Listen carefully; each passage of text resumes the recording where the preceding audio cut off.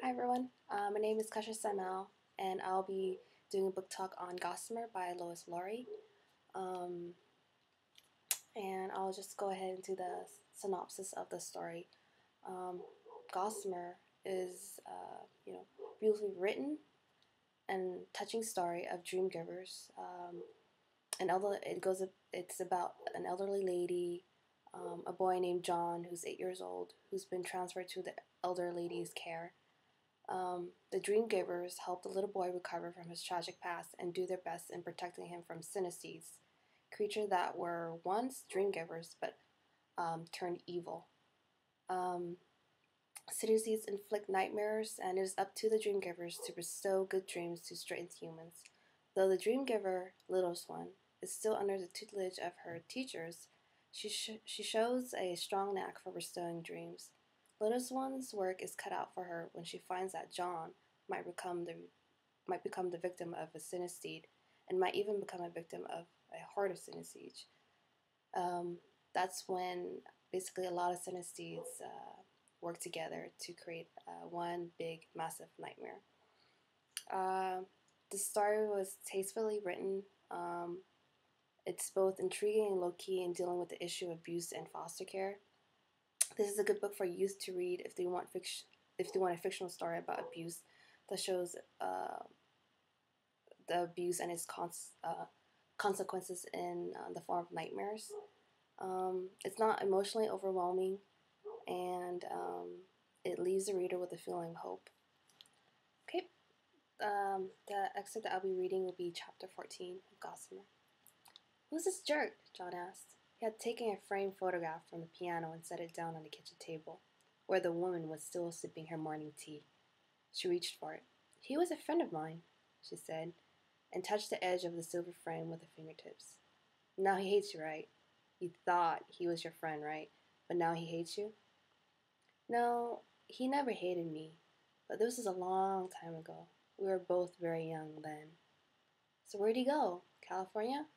I bet you don't even know. I bet he just left and didn't tell you where. John picked up his spoon and ate another mouthful of cereal, then made a face.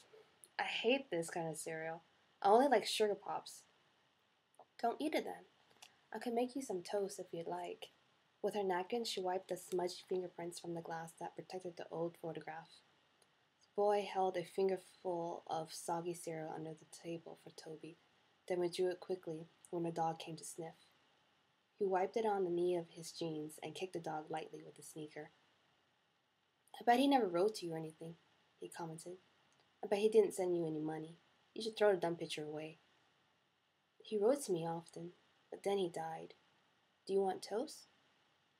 Yeah, she looked at him wryly. Yes, please, she said. He repeated it sarcastically. She smiled, rose, and dropped 2 pieces of bread into the toaster on the counter. How did he die? Did he get murdered? I know somebody who got murdered. Not exactly, but he was shot. The boy made his fingers into a gun. Blam! He said, and shot Toby, the dog. Then he shot the refrigerator. I'm gonna get a gun, he said, and ate another spoonful of cereal. So did his wife shoot him or what? He asked, with his mouth full. He didn't have a wife. He was killed in the war, in France. I know a poem about France. I see London, I see France, he began in a sing-song voice, then interrupted himself. Does your dog ever run away? No, Toby always stays close to the house. He's always waiting for his next meal, she told him, laughing lightly. He'll die, though. Someday, but he's not terribly old. He'll probably live another, maybe 7 years. Won't you, Toby? She said to the dog, who lifted his head at the sound of his name. She leaned toward him and scratched his neck. Well, if you don't want him anymore, you can get someone to shoot him. I'll do it for you after I get my gun.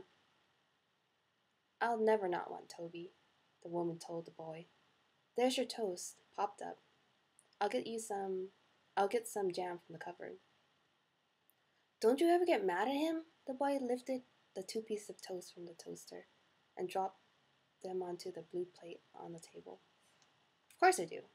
Once he stood on his hind legs and grabbed a whole roasted chicken from the counter. I was furious. Did you beat him? I bet you beat him.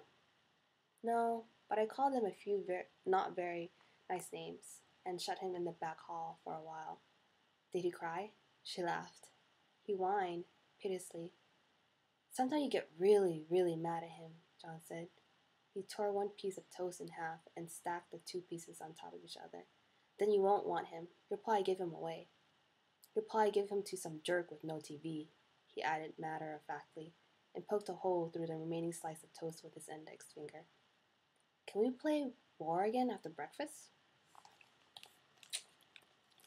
As you can tell by the excerpt, um, he's obviously dealing with issues of abuse. He's trying to test her by getting her mad at him, but she's very calm. You know, she understands. She's probably a good choice for someone who's recovering from abuse and neglect. So, like I said, this is a really well-written book, very low-key, good for youth who are dealing with abuse and those who are curious about it. For reader likes, if you do like this book or if you're interested in this book, you can also read books. Read Gathering Blue by Lois, Lowry, Maniac McGee by Jerry Spinelli, and Call Me Hope by Gretchen Olson. And I hope you do pick up this book. You'll learn some things. I really liked it. I'll probably get it a 4 out of 5 rating. Enjoy reading this book, hopefully. Thank you.